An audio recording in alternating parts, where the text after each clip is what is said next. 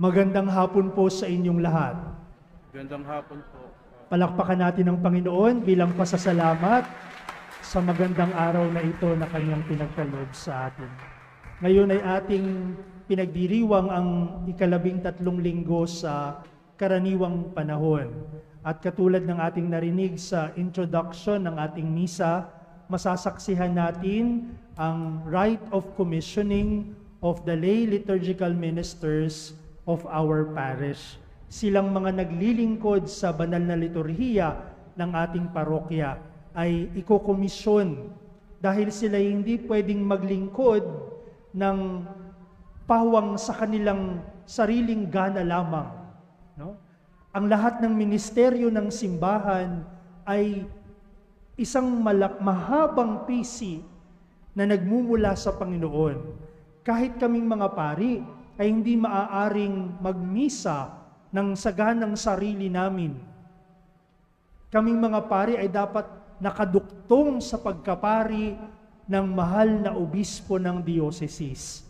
At ang obispo naman ay hindi maaaring maging obispo ng hiwalay sa mga nauna sa kanyang mga obispo. Dahil ito isang mahabang pisi ng kwento ng simbahan. Sinasabi nga natin na today is St. Peter's Pence Sunday. Ang bahagi ng mga koleksyon ng mga dioceses ay ipadadala doon sa Roma kay Pope Francis. At gagamitin niya yun sa mga proyekto niya bilang Santo Papa, sa marami niyang apostolada. No? Dahil kay Pope Francis ngayon nakaugat ang buhay ng simbahan dito sa lupa bilang pinuno natin dito sa mundo. Kaya naman ang mga lay liturgical ministers, ganun din. Mula sa obispo, papunta sa parish priest, papunta sa lay liturgical ministers. Kaya nga, itong mga nagsusubo sa atin ng komunyon, ang tawag sa kanila, extraordinary ministers of communion. Dahil ang ordinary ay si Father. No? Ang mga ordained, ang ordinary. Yung mga lay ministers ay extraordinary, special. No? Parang may ice cream sa ibabaw. No? Special. At ito'y akbang-akma na isang ritual na gagawin natin sa linggong ito dahil ang mensahe ng ating mga pagbasa, lalo na ng Ebanghelyo, ay tungkol sa pagkaugat sa tunay na pananampalataya at pananalig sa Diyos. You know, my dear friends, faith is power. Faith is power. And we remember Jesus saying, if you have faith as small as a mustard seed, if you command the mountain to move, it will move. Sabi ng Panginoong Jesucristo, ganun makapangyarihan ang pananampalatayang totoo. At yung pananampalatayang pinag-uusapan natin, hindi lang yung basta marunong sa ritual, hindi lang basta maalam sa doktrina, katesismo, administrasyon, etc. Ang pananalig na pinag-uusapan natin, katulad ng binanggit natin sa simula, ay ang malalim na pagkakaugat kay Hesukristo. Ang ating pagkilos ay hinahamon ngayong linggo. At upang tayo ay magtanong sa ating mga sarili, tunay ba yung pananalig ko? Tunay ba yung pananampalataya ko? And what is the litmus test for a strong kind of faith? In the gospel that we have heard coming from St. Mark, we hear of first the story of Jairus. Secondly, the story of the woman suffering from hemorrhages for 12 years. 12 taon. At ang pinagdaanan ng mga taong ito, yung bata na 12 taon ang edad at ang babaeng ito na dinurugo ng 12 taon ay sumasagisag at sumisimbolo sa ating lahat.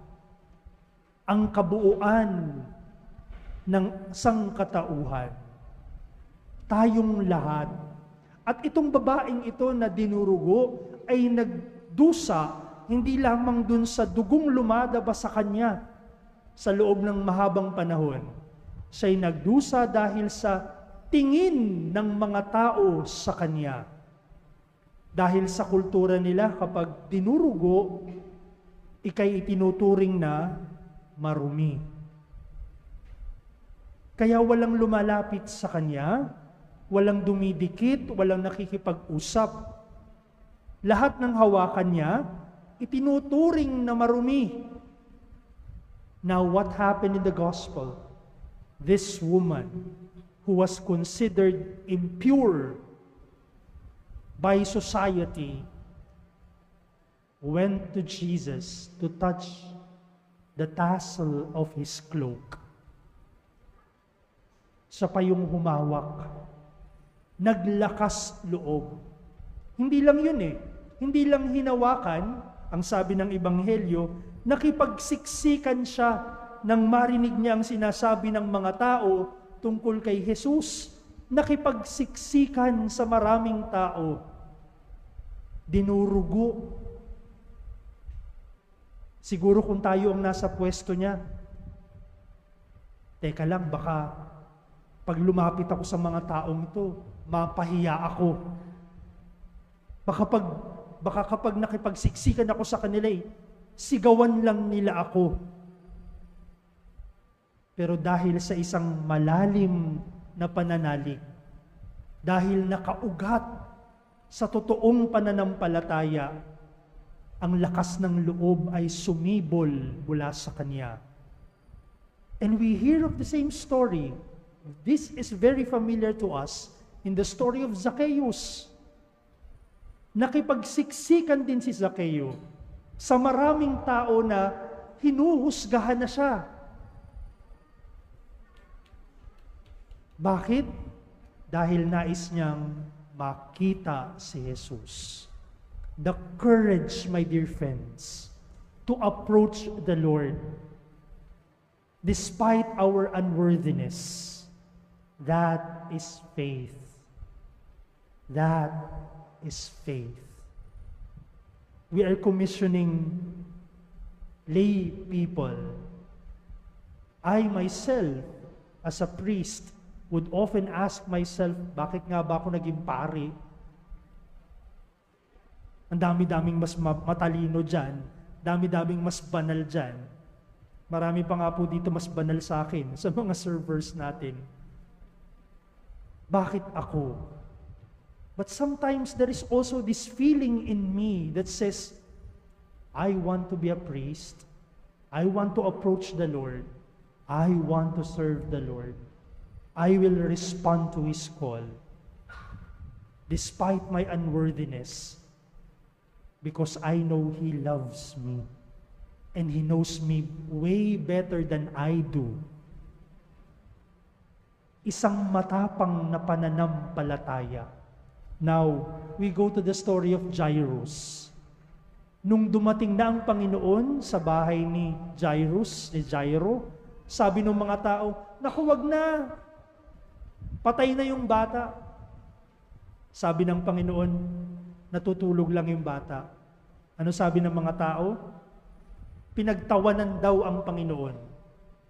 Pinagtawanan nila si Jesus nang sinabi niyang natutulog lamang ang bata. That attitude, my dear friends, is the poison of faith. That kind of attitude poisons our spirits and destroys people. Kaya ang sabi ng Panginoon sa kanila, lumabas kayo. Lumabas kayo, kayong mga magnanakaw ng pag-asa. Lumabas kayo, kayong nangmamaliit ng mahihina. Because that is the exact opposite of a true kind of faith. Yung sinasabing, wala ka ng pag-asa. O kaya yung sasabihin sa'yo, ba't simba ka ng simba? Alam ko naman makasalanan ka. Ba't serve ka ng serve? Ang dami mong bisyo. Ba't ka nasa simbahan, ang pamilya mo gulo-gulo? Sino ba sa atin ang walang bahid ng sugat ng pagkatao? Kaya nga dumarating ang Panginoon kung saan matatagpuan parehas ang kalangitan at kalupaan upang sabihin sa atin na ang sangkatauhan ay may pag-asa. Ika'y mahina, may pag-asa. Ika'y kulang, may magagawa ka pa rin. May maaambag ka pa rin. May pagkakasala, patatawarin ka pa rin. Paulit-ulit, di bumangon ka. Ganyan ang pananampalataya, mga kapatid. Isang pananalig na nagsasabing, kaya kong lumapit sa Panginoon, at isang pananalig na nagsasabing, kaya ko ring bigyan ng pag-asa ang iba. There is this story about a man named Joseph, and this is a true story that happened in one of the parishes in our diocese. Na-assign ako doon, hulaan nyo na lang kung saan. No? Mayroong lalaki doon sa parokyang iyon, ang pangalan niya ay Joseph. Si Joseph ay medyo strange. No? And by that, I mean, weird siya. No? Pag kinakausap mo, minsan iba ang sagot niya, o awkward yung mga pagkakataon na pag kinakausap mo siya, awkward ang sagot niya, yung mag-aalanganin ka, kaya walang lumalapit sa kanya. Maliit lang siya, tapos yung itsura niya ay medyo kakaiba din, walang lumalapit sa kanya, at siya'y nagbebenta ng balot. No? Gusto niyang mag-serve sa parokyang yon. Iba't ibang organisasyon na yung gusto niyang pasukan, ayaw siyang tanggapin. Pupunta siya lagi ng simbahan, magdarasal, tapos pupunta sa opisina, bitbit yung kanyang basket ng balot. At yung mga tao naman, iwas na iwas sa kanya. Araw-araw yun na ginawa ng Diyos. Pupunta sa simbahan, magsisimba, magdadasal. Pupunta sa opisina, siguro ay mag-i-inquire anong ministry or organization ang pwede niyang pasukan. Tapos yung mga tao laging sinasabi, na naman, papasok na naman yan dyan sa opisina, magbebenta na naman ng balot. Araw-araw. Pagkatapos ng ilang buwan, nabalitaan ko na si Joseph ay pumanaw. And out of curiosity, I went to the parish office and asked the staff, bakit ba araw-araw pumapasok dito si Joseph? At sabi nung sekretary namin doon na tahimik lang, Father, nagdo-donate po siya. Yung kinikita po niya sa pagbebenta ng balot, dinadala niya sa simbahan. Nire-remit niya dito sa opisina, araw-araw. And I said to myself, anong uri ng pananalig mayroon ang mga naglilingkod sa Diyos? My dear servants, I am not expecting you to be excellent in your service. Of course, you should do your best, but I am not expecting you to be experts, par excellence of liturgy. What I am expecting from you is to be Jesus to each other. Baliwala ang ating paglilingkod kung hindi natin kayang maging Jesus sa isa't isa. Baliwala ang ating paglilingkod kung ang ating pananalig ay hindi kayang umabot sa iba. Kung paanong tayo'y pinalalapit ng Diyos sa gitna ng ating kahinaan, dapat tayo rin ay maging daan upang ang iba ang mahihina, maliliit, kulang, ay magkaroon ng lakas ng loob na lumapit sa Diyos at maging bahagi ng kanyang pamilya.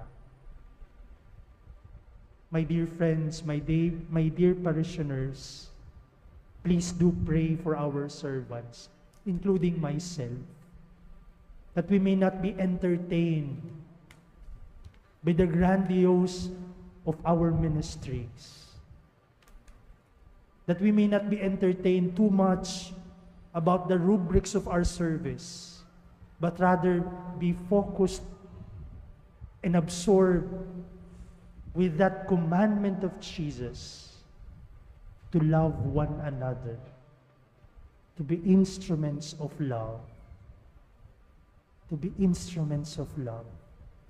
At sa ating mga sarili naman, panalangin natin ngayong araw ay magkaroon ng isang malalim na pananalig na sa gitna ng mga sugat natin sa ating pagkatao, nakalipas na hindi maganda, karanasang nakasira sa ating pagkatao, pananakit ng iba, o kasalanang ating nagawa, ay hindi maging sapat upang pigilan tayong lumapit kay Jesus. Dahil nais ng Panginoon na hawakan, dampian ng kanyang kamay ang lahat ng aspeto ng ating buhay. At anumang dampian ng kamay ng Diyos ay naghihilom, nagiging mabuti, at nagiging banal.